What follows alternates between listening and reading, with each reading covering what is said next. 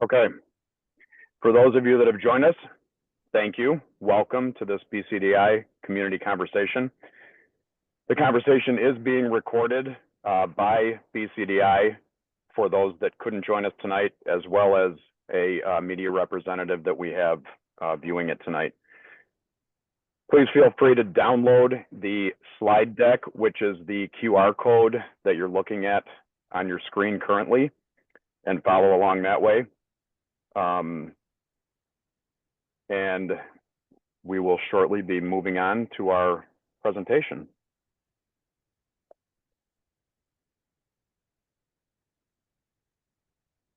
At this time, I'd like to introduce Alice Lohman, and she will fill us in a little bit about language accessibility.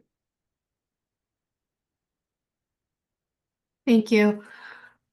I wanted to make sure everyone knew that this presentation has closed captioning. It's available in Spanish. So if needed, please make sure to turn on the translated closed captioning at the bottom of your screen. Los subtítulos están disponibles en español. Si es necesario, asegúrese de activar los subtítulos traducidos en la parte inferior de la pantalla. This presentation is available in Spanish also. You can click on that QR code. Esta presentación está disponible en español aquí en el código al lado derecho.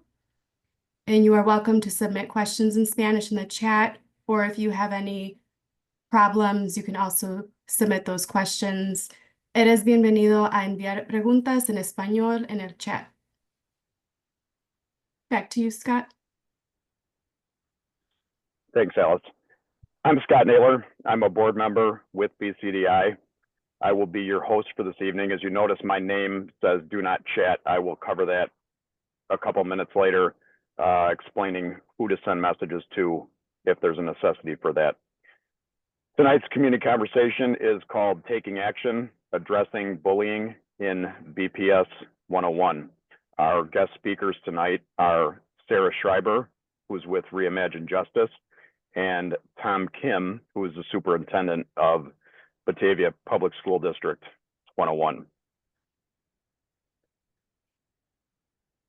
BCDI's goal is to increase education about various issues in our community, to also build a coalition of support within our community, and to help identify ways individuals can support change. Our meeting structure starts with a mission and vision, rules of protection, norms and expectations, and then we'll go over our guest speakers, and then we'll have a Q&A at the end and closing after that. BCDI's mission is to cultivate and strengthen Batavia's commitment to diversity, equity, and belonging. BCDI's vision is that we envision a Batavia that is welcoming to all, regardless of race, color, culture, religion, gender identity, sexual orientation, abilities, or economic status. And we like Batavia to be a city that serves the needs of all of its citizens, embraces differences, and uses them to thrive, grow, and prosper. Before every BCDI meeting, we cover our meeting rules of protection, which are as follows. 1, we recognize that white supremacy is entrenched in our nation, Batavia, and ourselves. We use this meeting time to practice checking our own biases and privileges as we uplift voices that are not often centered, and to imagine what this shift will look like in our larger community. 2, we understand that we will make mistakes and that it's not a personal attack on ourselves or our character if we are asked to decenter our voice in this meeting space. 3, we appreciate we are learning together about how white supremacy shows up in our points of view and how we move within the world. 4, we accept that it is on each one of us to do personal anti-racist learning and reflection work, and that this is a marathon that takes both strength building and determination. And 5, we acknowledge our privileges and are mindful of how much time we claim in a conversation. We practice elevating and centering voices that may often go unheard. Next, are the norms and expectations for our meeting. These are some reminders for the question and answer session later. All mics are muted, except for a few of us, me being the host and our speakers for the evening. You may submit questions in the chat to the chat moderator, Batavia Community Diversity Initiative.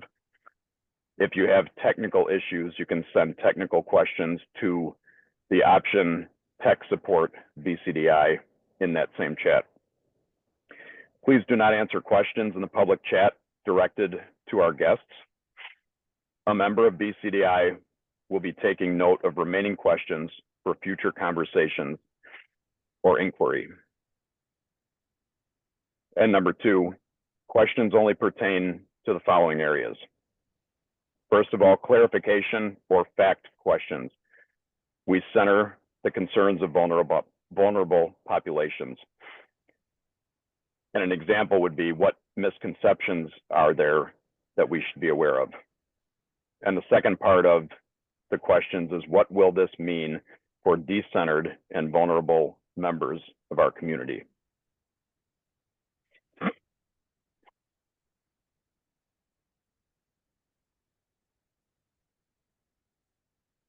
For the conversation tonight, we'll start with a presentation by our two guest speakers.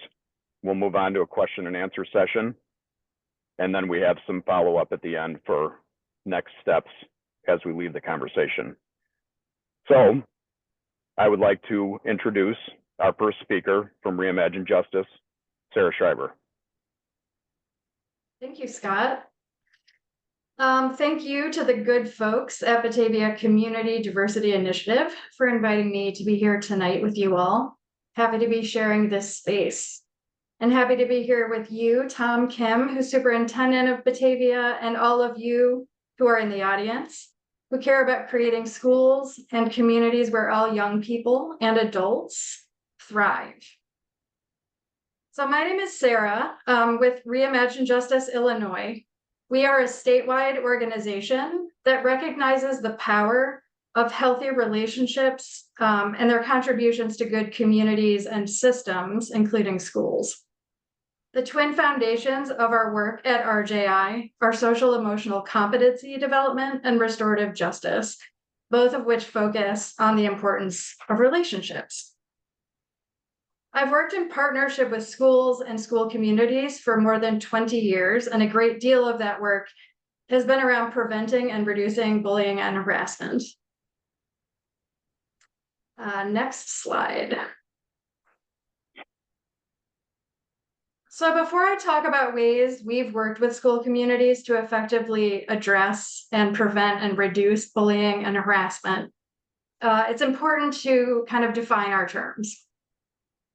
One of the best ways to understand what bullying is to understand what it is not. So we often compare for people peer conflict and bullying. So as you see, peer conflict is a disagreement or a difference of opinion that generally can be resolved and most likely will not be repeated.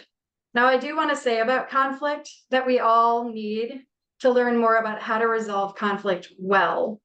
But conflict that escalates is still not necessarily bullying.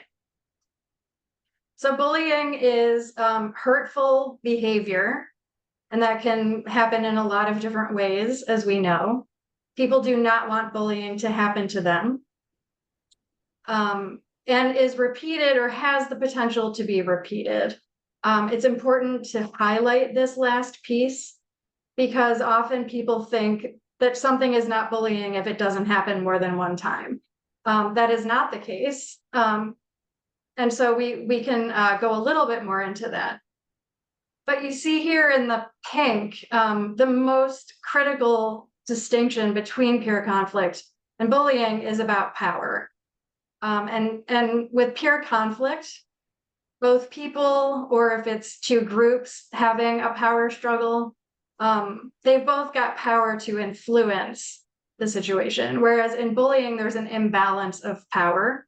And that leaves the target often unable to resolve the situation without in this case, without adult intervention. In a school setting, it's helpful to think of power.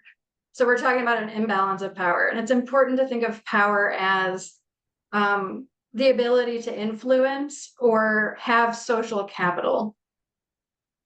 So I want people to think about, in Batavia, which students have social capital and why, and which students do not have social capital and why not. The way that social capital manifests in a school setting is unique to that particular context. The example I like to give is from a large school we worked with that had a 98% Mexican American student population. When we were working with them, one of the school staff said to me when we were talking about different kinds of bullying that there couldn't be racialized bullying because they were racially homogeneous. But once we dug into the work, we discovered that there was indeed racialized bullying, and it was between first-gen students and second and third-gen students that manifested in racialized ways. The students whose grandparents and great-grandparents had come to the country had more social capital in the school and therefore more influence than those other students. And so to effectively address bullying, we must understand the ecology and the culture of a particular district, and even get as granular as looking at the culture and the climate of a particular school building within a district. So in a district like Batavia that has elementary schools and middle schools and high schools, bullying can look very different from one school to the next, even if we're talking about different middle schools. Next slide, please.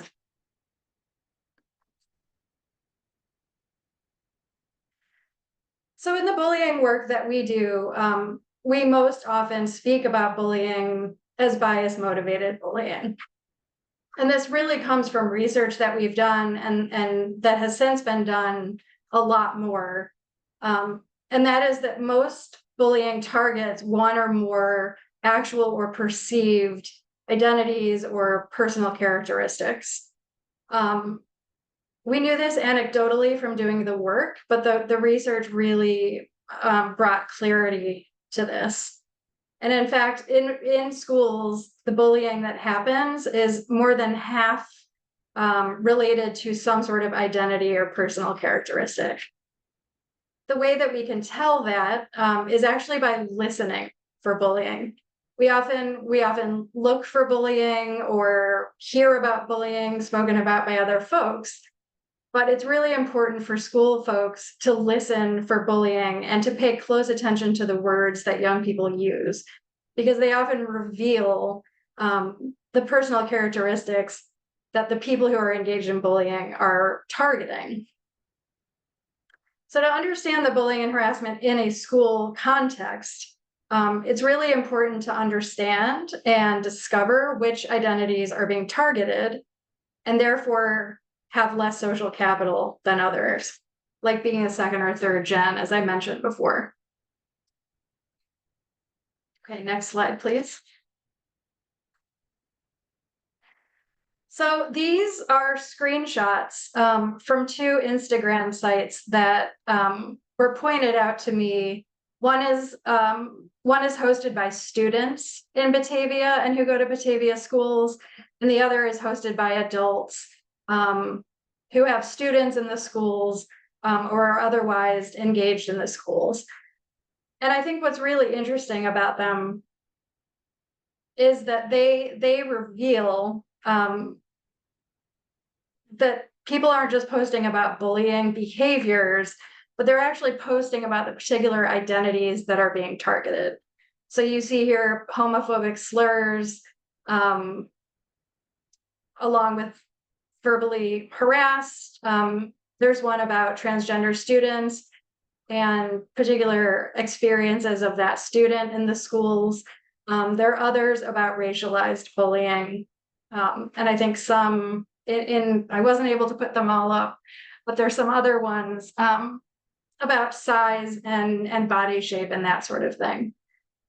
So if you ask the questions of students and their adult supporters, and you ask about what words they're hearing and kind of dig more into the details of the situation, you often get a much clearer sense of what people are targeting, which is really important in order to address it later on down the line and more systemically. So to address bullying effectively in a school system, either in a building or a district, we start by asking questions. And we call it 360 degrees. We ask students, of course, we ask families, and we also ask all of the staff in a school. So absolutely teachers, but also admin, student support staff, bus drivers, lunchroom folks, custodians. Everyone has an eye and a perspective on this issue and has a role in addressing it. So we also ask about, of course, social capital. Do the tensions among the students in a school reflect those among the adults in the school and in the larger community? Because schools are often a microcosm of a larger community and act as mirrors. Okay, next slide, please.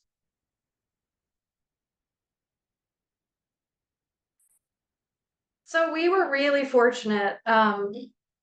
We've got a comprehensive approach to bullying, and it's comprehensive in the sense that it involves there are 6 domains. So we deal with leadership, data collection, policy, professional development of adults in the school community, student supports and services, and then restorative discipline. And we can talk a little bit more about that. But taking this comprehensive approach and really ensuring that all of these things are coordinated begins with a school's or a school district's values and expectations. So the questions we ask there are, what are the school's values and who has a say in establishing them? And how do those values inform expectations? And how are these things communicated to the larger community? What are the demographics of the school and where are the tensions? Who's given the benefit of the doubt and why? And who is not and why not? How does a school interrupt bullying? And I would also add conflict. And is it consistent? And then how does a school follow up with students who are involved in bullying on both ends and also the bystanders? Is it used as a teachable moment? And then finally, are these responses, and I'm talking specifically about the responses to those who engage in bullying, is the response, is the discipline educative, is it restorative, and is it safe? So we were able to do this comprehensive work in a pilot program over a number of years. And the data that we got at the end showed that work that we did, and I wouldn't call it a program because it is not just a program, but the work that we did was shown both to reduce victimization and perpetration of bullying. And in comparison to some of the more typical programs that are used by schools, we were actually able to do that to a greater extent. Okay, next slide, please.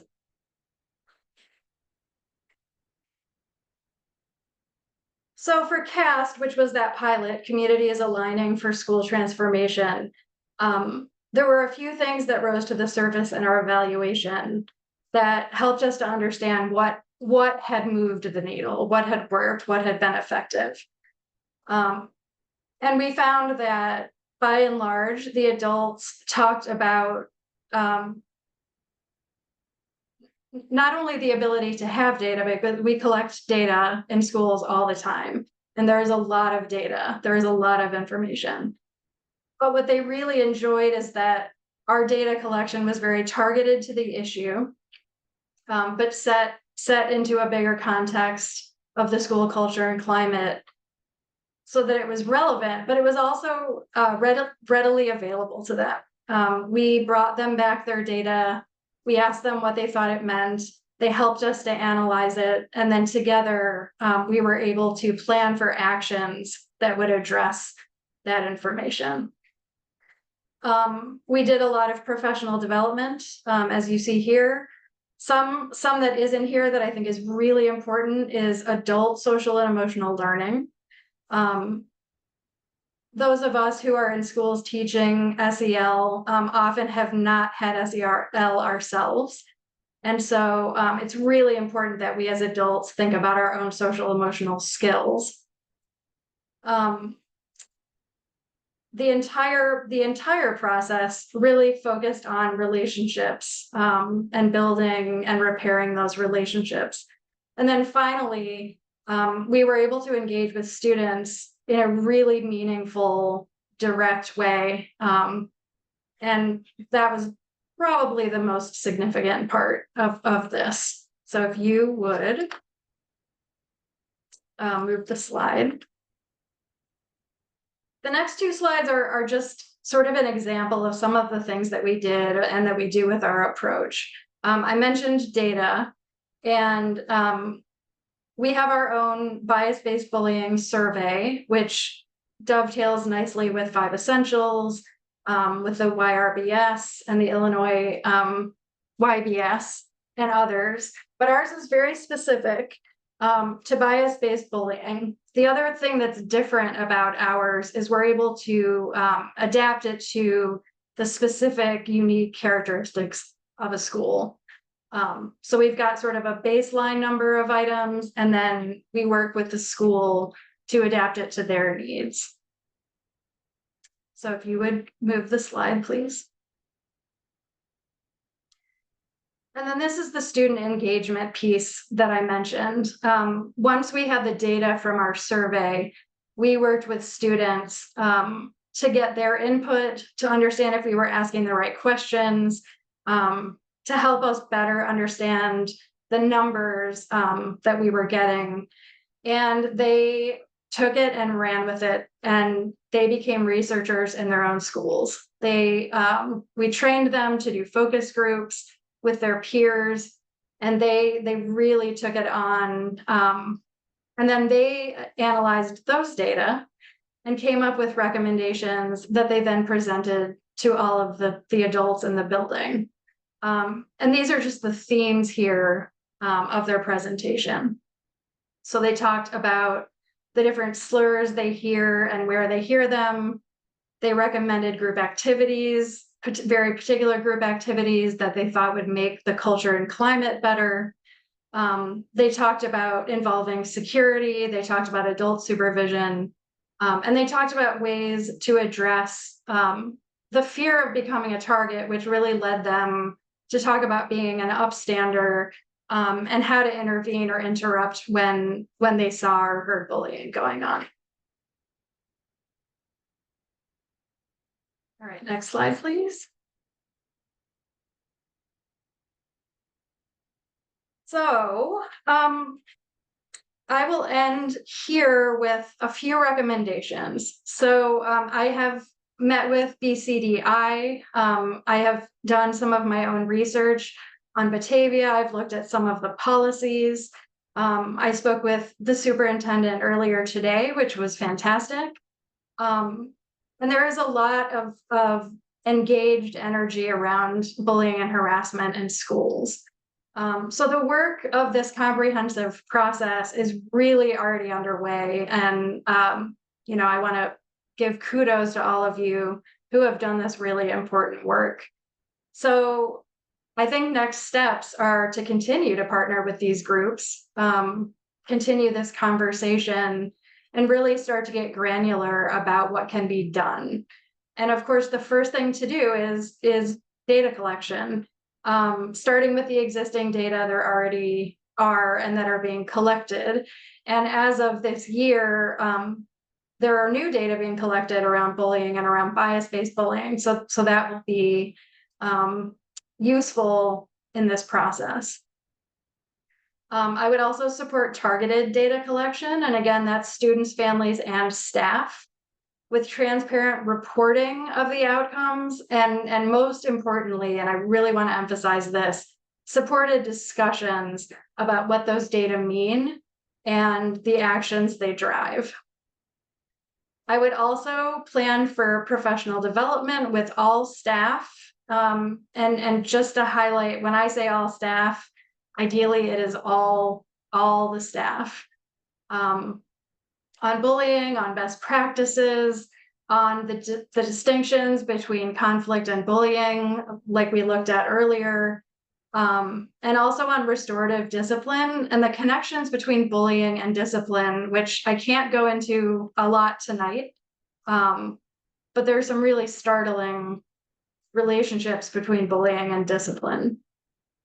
And then last, and probably most importantly, it will go a long way to have opportunities to engage students in really meaningful ways as partners, because they more than any of the rest of us are the lived, the experts in their lived experiences.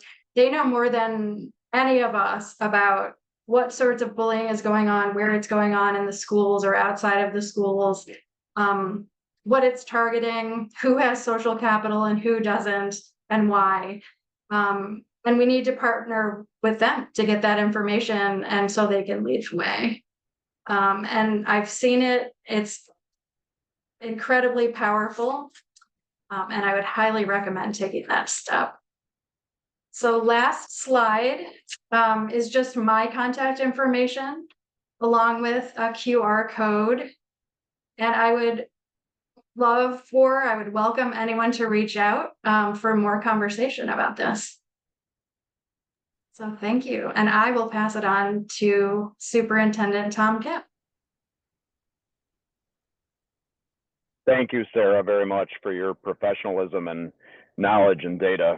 And before we get to the question and answer session, we're going to hear a presentation from Tom Kim, Superintendent of Batavia Public School District 101. Good evening, everyone. Oh.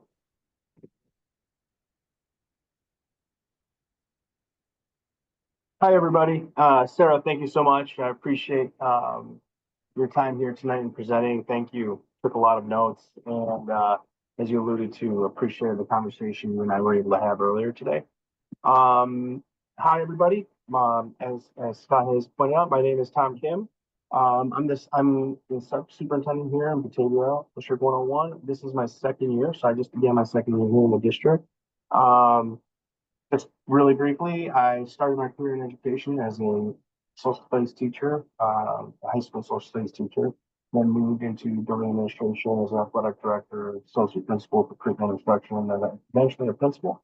Then moved into assistant superintendent for human resources before landing here in Batavia. I want to thank all of you for being here tonight.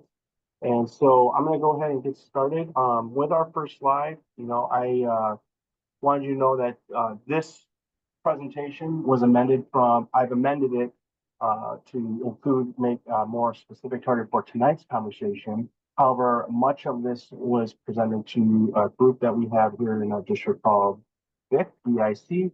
It's the Batavia Interschool Council, where we presented this information. Dr. Brad Newkirk is our Chief Academic Officer, and I presented this to our parents 2 months ago. And so they are part of that committee. And so moving into the next slide. The topic here on this particular slide is talking about why we talk about bullying in our district. And I know that this has certainly been at the front of everyone's space that has been reaching out to me to talk about this specifically as well. So the policy that drives and governs what we do here in our district is under a policy 7180. The title of that policy is Prevention and Bullying, Harassment and Intimidation, which is defined where we define bullying. And Sarah did an amazing job of covering a lot of how we define bullying and where it qualifies. So I apologize if this feels repetitive to you, but this was a part of what I wanted to make sure we covered. We're talking with Chris Lowe as well as to what might be important for our listeners here today. We always try and make sure that our focus is around the safety of our students and when talking about how we address situations where there is bullying that has occurred or a student conflict, using Sarah's words. And it is absolutely our goal to always try and ensure that we're creating an inclusive and safe environment for all of our students. And that was one of the things that I really appreciate about hearing, and that we want to create an opportunity for students to have space for voice. All right, if we can move to the next slide.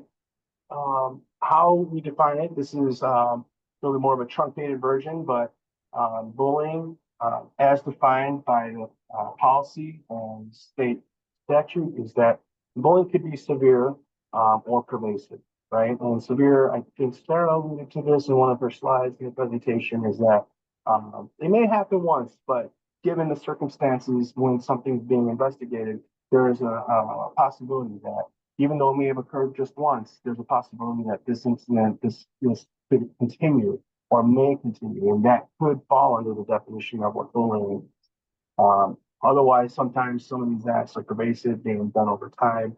And so one of the things that we also as a district take a look at when these incidences occur, what the students' physical and mental health is, and how that's being impacted, how their academic abilities and to perform are being impacted in school.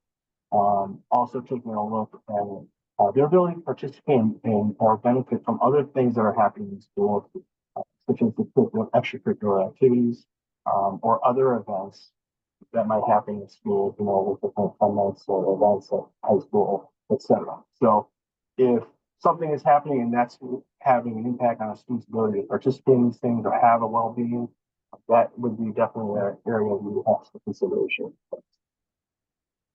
Can we do the next slide, please? So when we as a school district, when and where these things may occur, obviously it can be in school on our district properties. Where it also extends to is when students are on our buses, either heading to school or home or for an extracurricular event. Can also occur during events that are sponsored and sanctioned by our school or the district. That might be whether it be a dance, weighing contest during one of our athletic events, or even a field trip, right? So a field trip would be sponsored by the school, but it may not be occurring on school property.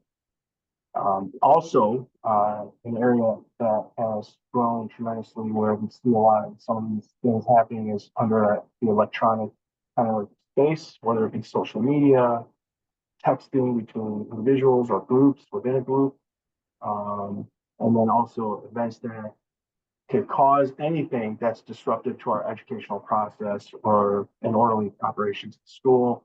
And again, that's where we would have some considerations for some of our students being impacted in their learning environment. Next slide, please. So for reporting, one of the ways that there's several ways people can report if there is something that's happening. One, just for anything, is having a report made to any staff member, any adult. We also have the Safe to Help text line feature, which is something we're utilizing with the state of Illinois. We also have a reporting form at the middle school that's used specifically for them that will draw attention to anyone in the administration or means when something is happening. We also have a webpage, email submissions platform. If you go to the district website, and then also in our bathrooms, there are QR codes at all of our buildings, whether it's at the main entrance, in the office, in the bathrooms, in the hallways. There are posters that are there to help students. If they want to submit it through that form, they just take pictures of people. So those are some of the reporting mechanisms we have. Thank you. So the types of bullying can take place in really almost any format, and kind of repeating what Sarah's presentation covered. These could look like written communications. Type of bullying could also be verbal, physical, or they could be occurring in cyberspace, right? With social media and electronically, and text. So those are the various forms that can occur. Next slide, please. I'm going to get into some of the supports more specifically towards the end of my presentation. But in general, this is some general themes as to what supports and interventions need to be in place when we have these situations that we're trying to mitigate. And so when we have that, restorative practices and restorative measures is one of the ways that we do try and encourage parties to engage in. We also talk about social emotional skill building, implementation sometimes of a safe behavior plan, even through supervision if it's needed. We do also run check-in, check-out programs with our student services teams. And then we also have, just in general, our social workers, our counselors. We also engage with outside agencies who are able to come in and work with our students. We use multiple services that will be helpful and supportive in situations when we need more help or some deeper assistance from clinicians to support our students and or families. Next slide, please. All right, so this data is posted on our website. It's under our reports page to the community. And this data is from last year. And so I think, Sarah, you may have mentioned this, with the new law that's in place, the presentation will look a little differently this year. We are going to be presenting to the Board of Education on this data that we are collecting. So whenever an incident is reported, it gets submitted, and then we have categories that we're maintaining that outlined by Illinois State Board of Education.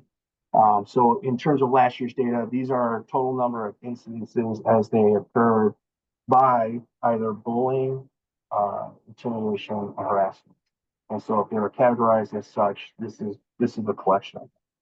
And then if you move to the next slide, please. This was specific to anything that was categorized under bullying. And so if you take a look, it's broken down by the buildings, and these were all of our reported incidences. This is not to say that this is all encompassing of every situation that may happen, but for anything that was reported and documented, this is what we captured out of our system. Next slide, please. Thank you. This particular slide gives you location, so it's not necessarily the building, but it's location by where it may have happened, whether we're talking about hallways, bathrooms, buses. If any of you here are in the education profession, we can a lot of our data comes to unstructured times and then lesser supervised areas sometimes. We're going to see some of this, but when we compile it all, but the classroom space tended to be one of our heaviest locations for some of these incidences. But we will be continuing to break this down. So as we move forward with our data reporting this year, we will continue to have this disaggregated type of data that will be submitted to the state. Next slide, please.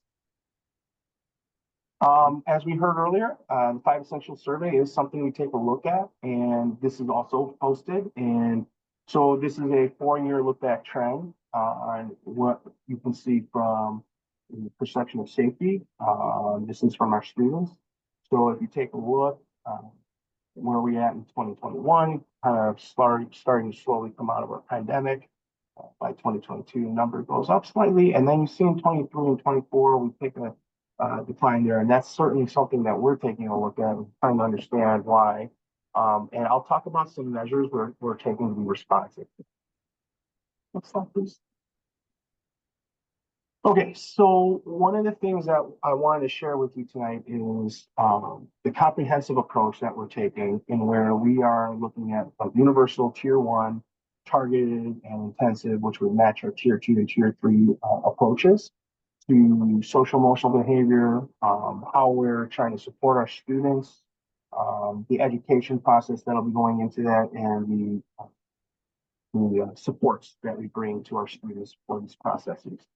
You will notice that, and maybe you don't, because I apologize if the print is small, but if you take a look at the panorama survey work, it's under the column with assessment and universal screeners.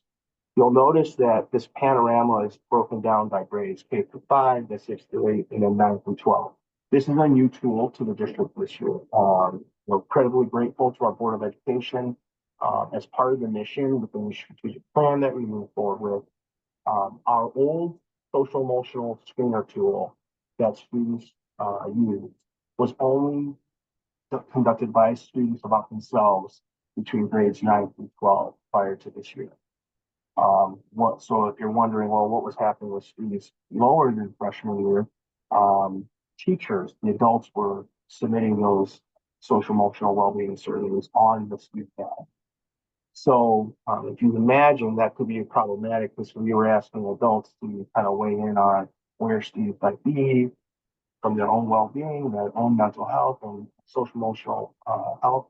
And so our teams got together last spring. They were working on this to match some of our CHAMPS work, which is a behavioral approach to education, a tier 1 approach. It's part of our universal work. And we switched this year to a tool called Panorama. So if there are any parents on tonight, and you have students who are in 3rd grade or older, you may notice students began taking their own surveys. So the voices we're hearing now are directly coming from our students. And so when they're asking questions about how they feel from an academic perspective, a social emotional perspective, we're not playing a guessing game anymore. We're hearing it directly from our students. So again, this is a first-year tool for the district. It's a move that we're trying to make towards really centering on what the students are telling us. And so that's one of the big shifts we're making right now. And our student services teams, which are like our social workers, our counselors, and our clinicians, administrators, are using this now as part of the team data that buildings for their own climate and culture. And then there's a specific certain set of questions that helps the buildings understand which students might consider tier 2 and tier 3 supports. And so all of this is to help create an environment that really can support our students where they're at, and we try to meet them where they're at now and support them. Next slide, please. So some examples of what we're doing right now. We've launched bullying prevention lessons that have been shared out. Like, for example, our fingers through 5th grade received some specific guidance and lesson plans on bullying prevention, identification of bullying, and how these things occur, very much tied to the idea of what we're trying to address through board policy, but also how we try and create a more inclusive and safer environment culture in our classrooms and our school buildings. So that's one example. Another one is that we have something called the Portrait of a Graduate, and those lessons include bullying prevention lessons and social emotional health and well-being lessons. Our student services teams will conduct meetings with either one-on-one or small groups of students to support anything that students might be in need of. Our student services teams are, usually very in tune with what some groups of students might need and help support them. And then we also have an advisory curriculum. So if middle school, part of that work will happen through our advisory curriculum to help educate students about how we can channel our efforts to create an inclusive environment, one that can recognize positive aspects and strengths and having diversity within our student body. I mentioned this earlier. We're also continuing to use the CHAMPS model, and we've been pushing forward with a tier 1 approach to really hit home all students, what kind of positive student behavior models can look like and how that can have a great impact on students, both from a social aspect, but also from an academic perspective. And then, as I've been alluding to, we have tier 2 and tier 3 supports that our student services teams are able to support students and staff with when those needs arise. So if we can move to the next slide, please. This is a continuation. So I've mentioned the Panorama survey. One of the specific things we're also doing is partnering with outside support services groups and counseling groups. This is paid for by the district. And again, at the August board meeting. Our Board of Education approved contracts for us at our request to bring these services as a partner to the district so that economic barriers are no longer a barrier. Economic factors, right, for a family condition. So if there are situations that are occurring and counseling might be needed, whether it's for the aggressor or for the victim, that the school district is able to support how it is. I know we're also trying to build community around this, and it's that the idea that creating a school district where kids love coming to school, feel safe coming to school, it's not, it's a team effort. It takes everyone to be part of that work. And some of the things we've announced this year through the different building and district-wide messengers are things such as the Glenbar Parent Series. This is new. So parents, if you're wondering, I've never heard of this, that's because this is new. And it's in some of our building principals where they're putting it in their messengers.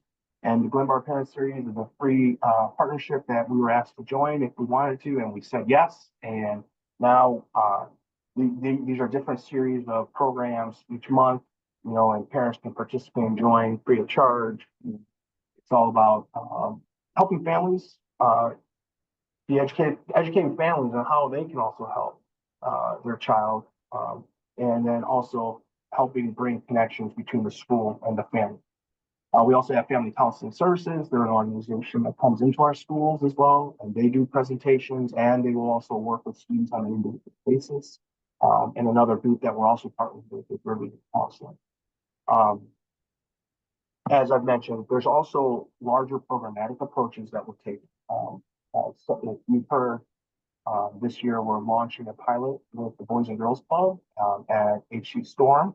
Our efforts are very aligned in terms of the mission and vision of the Boys and Girls Club, and you know, in trying to create a space and a program that every student in the building can find and say, "Yeah, I'd like to try that," and I feel like I belong to that. And so, you know, I know there's more work to be done. But this was one of the pilots that we went after as a district, and the board has been fully supportive of. And our hope and vision is that we see the numbers continue to grow, and as we grow and expand, we'll be able to start launching sites at the rest, you know, at our other school sites, and continue to grow this program, continue to grow the connections.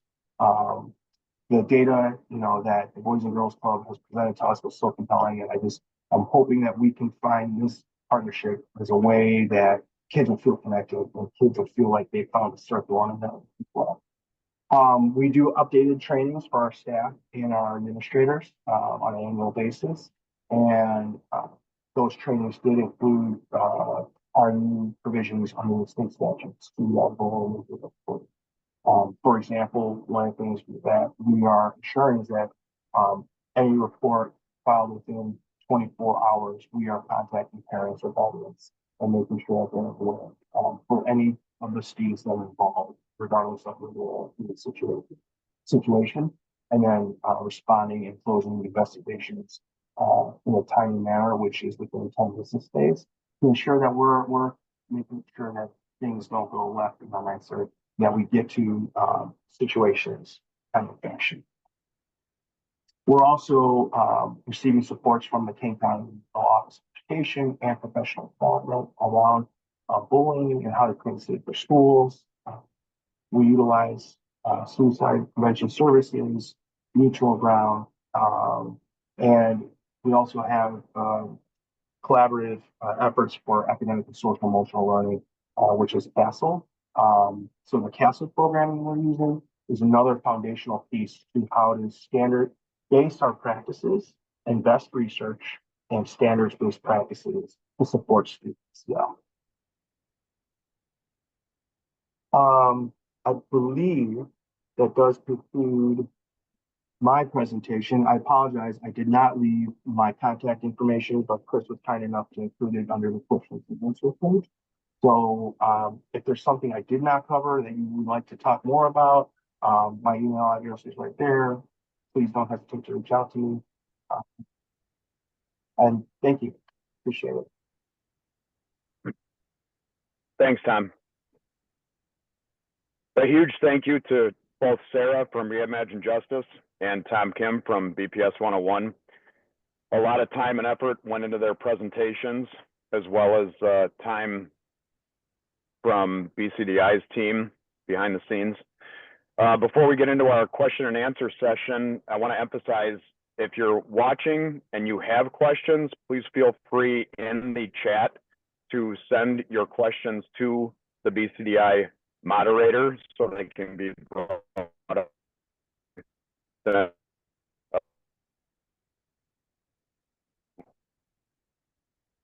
screen BCDI the one Scott, our individual email addresses. Scott, your audio wasn't Is clear. it not coming through? Can you repeat that?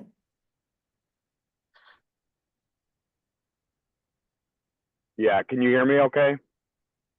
Yes. Okay. As I was saying, BCDI, Reimagine Justice, and BPS101 have general websites, but we also have email addresses, as you can see on your screen, for BCDI to send questions to. You have an email address for Sarah as well as Tom. And then lastly, we strongly encourage you to use the recommended chain of command within the school district if you encounter issues, but you can always reach out to the Board of Education at their general email as shown on the screen. A reminder, if you are sending in questions, we want to make sure they're appropriate questions that center the vulnerable and that they are clarification questions regarding the information covered tonight. And again, you may submit as listed on the screen there. And for the question and answer session, I want to introduce again Alice Lohman. She'll be our moderator who will be reading the questions. Thank you. The first question that we have is for Tom. You mentioned teachers are receiving bullying prevention training. What does that look like at the high school level? How often do they get this training?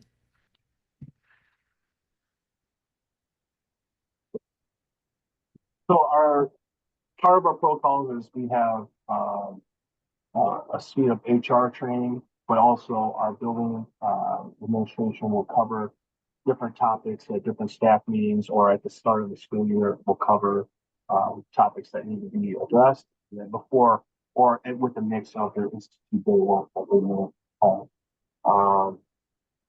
So it can come in a variety of ways. Okay. The next question. This summer, and I think this is for Tom as well, this summer, the school board appeared to admit there were concerns regarding our bullying policy and some of the outcomes of our more vulnerable populations. It is evident the board is trying to take steps to make improvements. Do you believe the current BPS 101 leadership and the one that was in charge previously had the opportunity to address these concerns, which have been brought to the board and administration's attention for years, and is capable of effectively earning the trust of those who have been suffering and addressing bullying more effectively? If so, why should those students and family feel like this time will be different? So I'm probably gonna have difficulty addressing what may have occurred under my predecessor, right? I was not in the district. What I can tell you is I would wholeheartedly agree that I think our Board of Education absolutely cares about this matter, cares about the safety and prioritizing our students. I do have faith in our administration, and I do believe that we are going to continue to work towards making sure that this district grows and gets better every day for our students.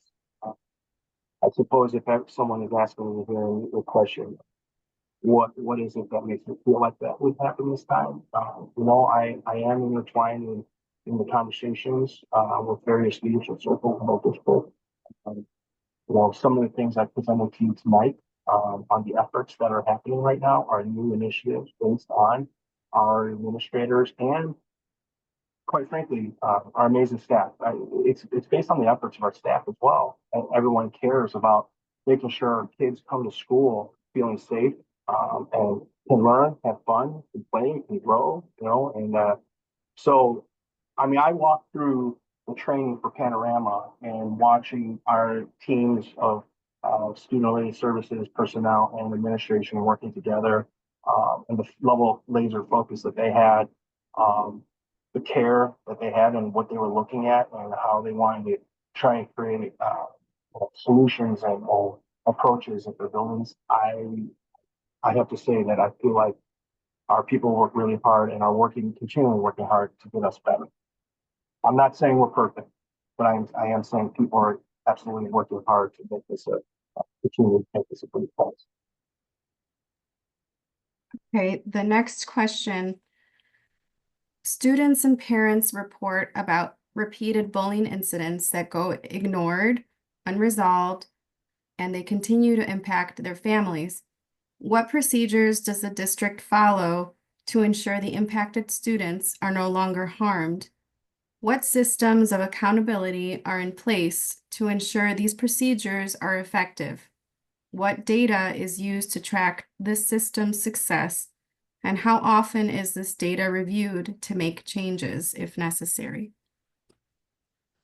So I know the data is being tracked, and we implemented a protocol where every submission is being tracked and submitted through our internal forms so that we can track it, because we do have to report it to the state government. So we've worked on that protocol, taking care of that. And as far as how they're reviewed, all of our administrators and then the deans, student services personnel such as counselors have access in our student information systems, and they're able to see the type of work that's being done, the notes that are being entered to support students. So when they do good check-ins, they're able to try and make sure that they're staying on top of what's happening, and that students are also receiving what they need. We do have processes when parties are willing and able to, that we use a restorative practice approach to conflict resolution, or in cases of bullying, where we try and make sure that our students are being supported and also being educated on what harm has happened and how we can move forward. Yeah.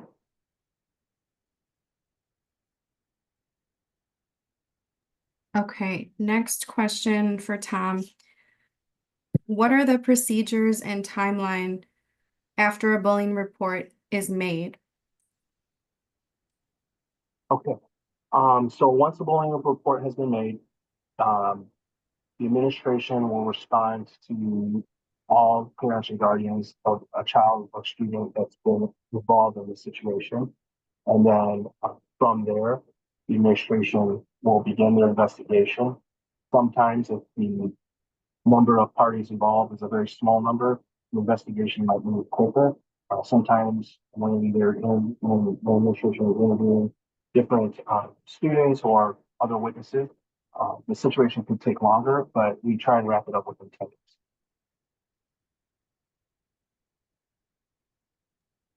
Can you explain the process that staff currently engages in to respond to and report bullying incidents? Is there a specific procedure in place across schools and grade levels? Follow up, at what point is the incident recorded to be included in the data that you presented? So I know the staff will most typically reach out to the administration or, bring it to a student services team member attention.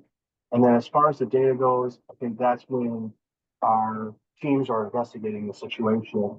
They have to make a determination as to where it lands, and then they'll record it. So, for example, some cases may be founded as bullying, as you saw in my presentation. Some of those data points were confirmed as a bullying incident. There are other situations where it may not have been determined to be bullying. However, it may have been determined to be a disciplinary incident because it was a conflict.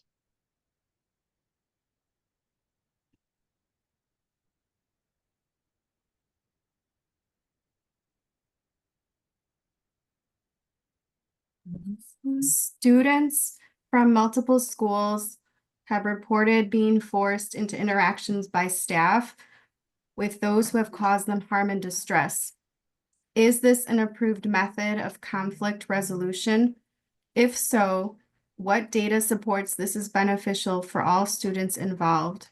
If not, what can be done to avoid this in the future? That is, I know for a fact is not part of our protocols, so, that's not how things are handled. And speaking to one situation last year that I got directly involved in, I'm fully aware that we had one side unwilling to participate in restorative practices, and so we did not force it on the student. We had to seek other measures, but that is not part of the program. Could I weigh in on that? Oh, of I course, can't, yeah, absolutely. I can't weigh in on the specific circumstances, but as someone who practices restorative justice, with bullying because of a power imbalance, it's very sensitive, and the people who are engaging in a restorative repair of harm when it comes to bullying need to be really well trained. And there's a whole lot of pre-work done before any students would be brought together. And Tom is right that it needs to be voluntary. I would say that even if it's not restorative justice as the repair of the relationship, there are other things that can be done that are educative, that really take advantage of the moment as a teachable moment, as opposed to having restorative discipline or exclusionary discipline. There are things in between.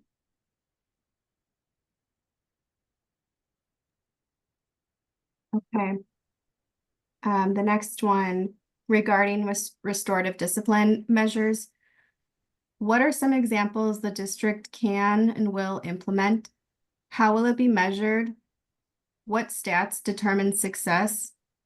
Our current data appears to be based on disciplinary actions. I think that's a great question. Would you mind repeating that one more time, please? My apologies. Your audio cut out. Can you repeat that?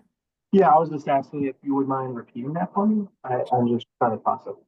Sorry.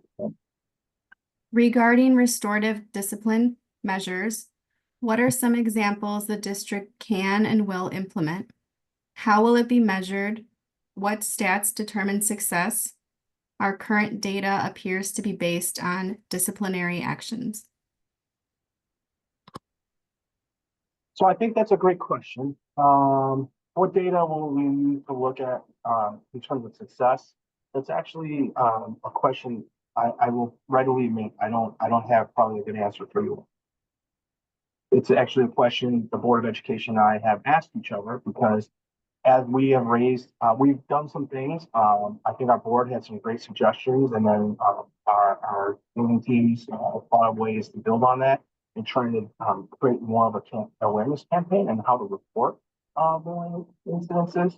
And the question that we had to talk about, that we're wrapping our heads around still as a board and superintendent, is if the number goes up, is that successful? Like if we're raising awareness and more people are reporting, can we see that as being successful, or do you see that as a detriment, right? And for me, I want people to feel comfortable to report what's happening to them, as students, or if their students aren't able to have that voice, is it another adult or is it a parent that's reaching out, right?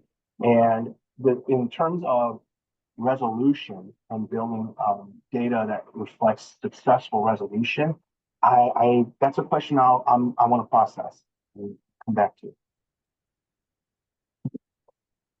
Alice, can I jump in here for a second? I just want to make mention that it's perfectly fine if either Tom or Sarah don't have an answer to a question that's asked of them, as they're kind of put on the spot with these questions. But after they've taken the time to kind of reflect and and put some thought into it. We will follow up with the questions that were unable to be answered during this chat and get the answers further down the road. Appreciate that, Scott. Thank you. Next question. Students are urged if they see something, they should say something. How can adults in the community and/or staff help model this behavior? What empowering tools and education are provided to students to report events that they are bystanders to? I think that's awesome. I think the idea about asking how we as a community can do this together is critical. I had highlighted some things that we are trying this year, and a couple of the programs I mentioned earlier are things that have been happening, but like the Glenbar Parent Series is something that's new that we're trying. And so if parents are able to work with us, and if there are parents who are saying, I need to learn more, I want to understand some of these things better, these are the opportunities I hope that people can find convenient and be able to take advantage of. And then what we want to do is being able to then have that support both at school and at home.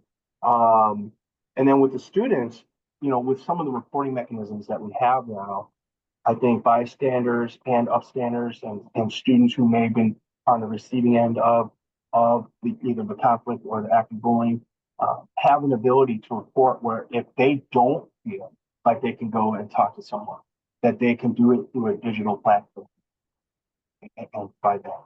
So especially if you're a witness, you can send that in. So I think that's those are some ways to encourage students to do that. And then as families and a community aspect of how we all do this together, those are some. Okay, next question. In 2013, there was an incident. Alice, can I interrupt you for a second? Sarah would like to jump in on something that Tom was just talking about. If we could let her answer that before we move on. Yep. It's actually two questions back. There was a question about restorative discipline and how do you know if it's successful and how, how can we collect data to show that? In our school systems, and this is certainly not just Batavia, this is every school system I've ever worked with. We come from a lens of that's very legalistic. And so we look at a bullying incident, we do an investigation, we determine whether something is bullying, and then we determine our response, right, which is usually discipline.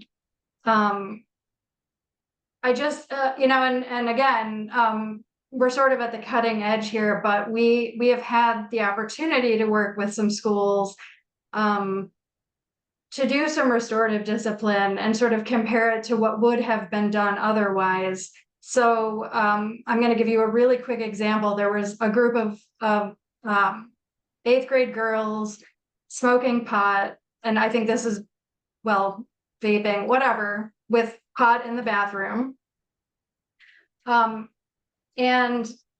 the person who brought it to school was expelled, but the rest of the girls, they were determining whether to expel them or not. And the principal went to the board and asked them to hold the expulsion in abeyance while they tried restorative justice. And so we were actually brought in to meet with this group of girls and do a repair of harm process with them. And we did, and it was really, truly cutting edge at that. They were taking a leap. It was incredibly positive, and 4 years later, those girls not only weren't expelled, but they graduated from high school. So that was just a lesson learned. That's one data point. But we've also been working with schools that are trying to do that sort of thing more often, to create systems, to collect data so that we do have data to show success. Because those of us who do the work see a lot of success, but we need to systematize it with our school partners so that we can begin to see more and more of that, and that there isn't just a disciplinary option. Or I should say, an exclusionary disciplinary option. that there is such a thing as accountability that doesn't necessarily involve a detention or a suspension or an expulsion. Okay, the next question. In 2013, there was an incident at RMS, our middle school, during which students verbally bullied others over a PA system during a live stage performance. The comments made during this live performance were racist, fatphobic, and homophobic, and deeply affected over 20 kids. At the time, the anti-bullying policy was referred to as BARK. Bulldogs are respectful and kind. This policy was used to assure parents that the incident was being handled, but it was never made public or discussed further among the students. To this day, my adult child tries not to be seen in Batavia publicly during the daytime because he's still afraid of those bullies and what they might get away with now. My story seems to have parallels with today's culture in Batavia's schools, where deeply traumatic events occur and are assigned an acronym like BARK, but nothing is actually done. What does the district do to measure and consider the long-term effects of bullying on Batavians? And how is the current anti-bullying policy different from BARK?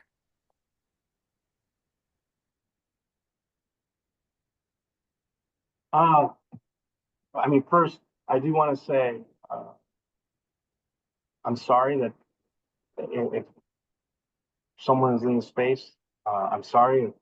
I'm sorry about that happening, that being the experience. I think to address the question, I'm assuming this is being asked that what we do to mitigate or consider how long-term effects of bullying affects on the children, let students in along. Tom, That's I want to interrupt. Your audio is coming in muffled. oh. If you could repeat that maybe slower. Is this better now? Yeah. Okay, thank you. I know and this may be more qualitative kind of data and approach when our counselors or social workers or administrators will do check-ins and checkouts with students. It's kind of like what Sarah said here. I don't think we have it systematized to track when they leave us what those impacts have been as people who may be moving into the community as graduates. But I feel that we are continuing to grow now and move forward with as much of a restorative practice as possible, with as much counseling and supportive practices as possible. I don't see this stopping where it's at. I think the landscape continues to evolve as more best practices continues to emerge, and what we can look at. Always, I think the space evolves. Part of Sarah and I, great conversation was that the work that she and her organization were a part of 14 years ago in helping Illinois move towards recognizing and need to address these situations in schools. And I think even in that conversation, Sarah, correct me if I'm wrong, we shared that there's been various iterations of how that policy has been defined and the work has looked right moving forward for the last 14. And so for me, I think the anti-bullying work that we're working on, some of the things I suggested are steps we're trying to take in the right direction to continue this work for students. I'll just add, the BARK acronym, schools, and for that matter, organizations tend to have acronyms and things that people can remember. What it makes me think of is that schools, and I mentioned this a little bit in my presentation, but that it is critically important that all of the school community, so students, families, school folks and the community, the greater community, engage in discussions about values and how those values inform expectations. So when you say like kind, respectful and kind, those are really important qualities. But there has to be a discussion around them, and people need to have a shared understanding. And then when people behave in ways that don't meet those expectations, it can be very powerful to have discussions with students, and again, the people who are impacted, so that there can be some healing that happens. It sounds like this person is still harmed, and that makes sense. People remain harmed unless there are efforts to heal. So I know, Tom, that was before your time. And I do think that work in bullying has become, has kind of risen to the challenge of addressing the real complexity that is relational bullying and harassment. So we do have work to do, but we are doing it, and I hope to continue doing it with you. And if I could just add on to that, Sarah, thank you for saying that. You reminded me, as part of the values piece, which I totally agree with. I had mentioned in my presentation that we have a portrait of a graduate, and in that work, it was developed in 2021. So it was past some of the time, or past the time that this particular question is asking about and address it. But one of the things we do ask people to teach through in our lessons for the portrait of graduate is developing emotional intelligence, so that students understand what awareness and sympathy and empathy and motivation, and social skills, all those things that that group prior to my time created in this portrait of a graduate and the lessons, really believe makes student leaving our school system a well-rounded, caring, and good person leaving going into our society.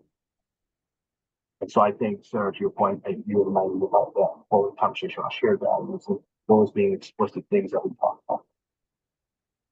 Yeah, and I would also just add, in one of the previous questions, and this is all related, somebody asked how adults can model being upstanders, interrupting bullying, stepping in, doing the right thing, if you will. And where my mind goes is just how important it is for the adults to think about their own social emotional competencies. It's very hard to model things that we may not have thought of ourselves. And so if adults and students are learning together, it creates a really powerful combination. Okay, next questions. These two questions kind of go together. Who has been trained in restorative practices at all grade levels? Who is responsible for implementing the restorative discipline? And what makes those judgment calls about what is bullying consistent from administrator to administrator?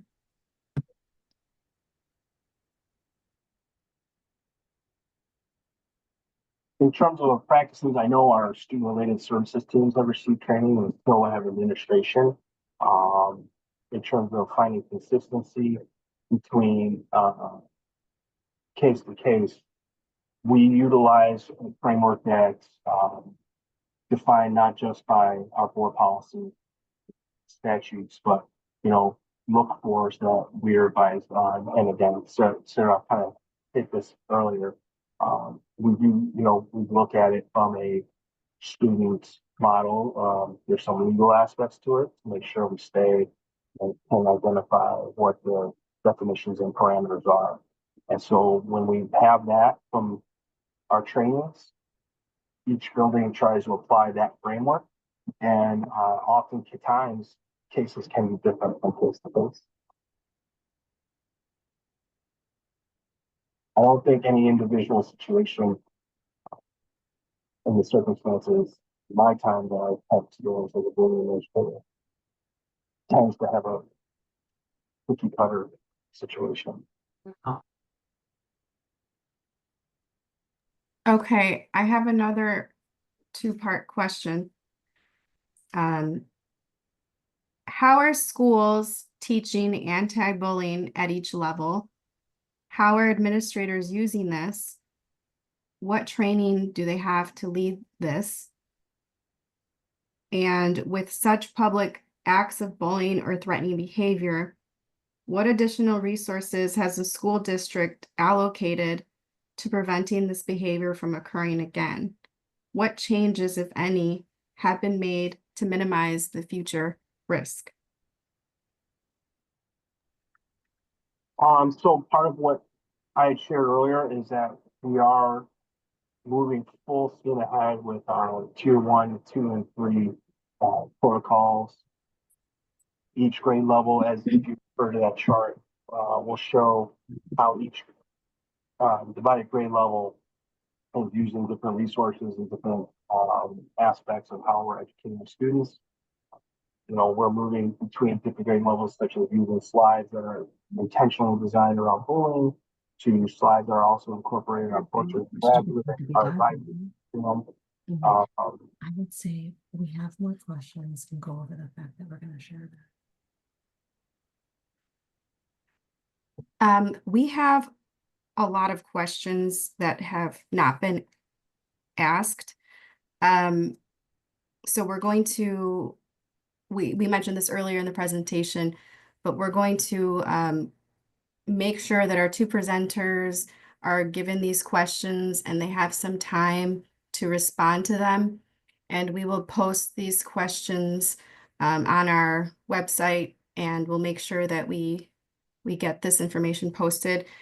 Thank you so much for everyone who submitted questions. I'm going to pass this over to Scott.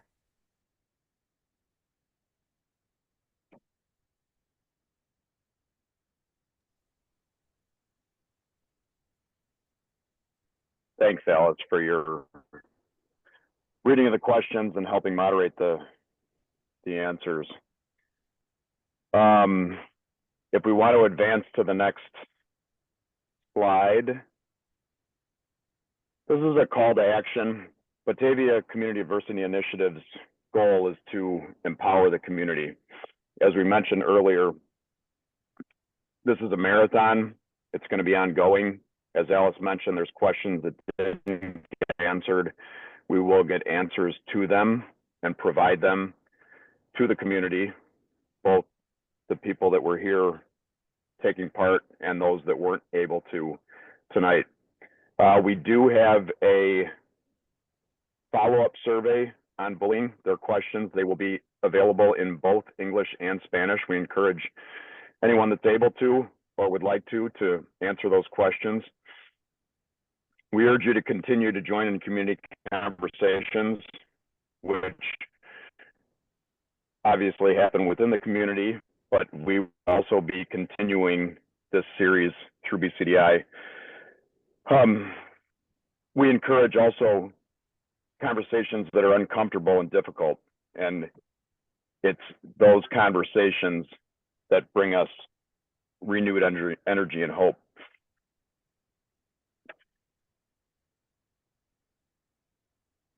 We have community resources listed here. BCDI's website is listed. We have the BPS101 community resource site listed as well. Some great resources for students that are in our schools are both BHS and RMS, our middle school, have sites dedicated to their clubs and activities, and they have all sorts of groups for all sorts of students to join, to get involved, to be with like-minded people. We will have additional resources on the BCDI site, aside from what you see here, but another resource that we touched on a little bit that could be helpful with some of the questions is Belong Fox Valley, which is an LGBTQ advocacy group here in the Fox Valley, and has group events for all age groups, starting with a Pride Play group for folks with LGBTQ kids and allies. We have a youth drop-in once a week for kids that are aged 13 to 19. There's a rainbow roundup that's recently started. That's for young adults 18 and over. And then we do a monthly Cheers Queers for anyone over 18. That's a social event. And like I said, we'll add others to the BCDI site as we come across them. Next slide. The website you see here on the screen is a BCDI site that's specifically for community conversations, which we're doing tonight. We would like to encourage you to submit topics you might have that you'd like to hear discussed, feedback on any of our conversations you've been a part of. We want to hear from the community on what you'd like to talk about, either in these communications or outside of these conversations. So feel free to reach out with suggestions on those. Again, like we've already mentioned, especially with the questions that didn't get answered, we will be following up on those. We will be following up on concerns that people have that either they didn't get answers to, or they were not able to submit tonight or need further clarification on. Those responses will be posted on our social media pages by November 4th. So this all stays kind of fresh in our minds. We encourage the school district also to make information available clarifying anything that was discussed here in this conversation. So after tonight, be on the lookout for further community conversations to continue as we start the new year in 2025. And once more, I'd like to just thank Tom for being here. Thanks, Sarah, for your input and your time in our discussion. And thank you to everyone that was able to join in our discussion tonight. And we look forward to moving forward from here. Thank you. Thank you, everyone. Thank you.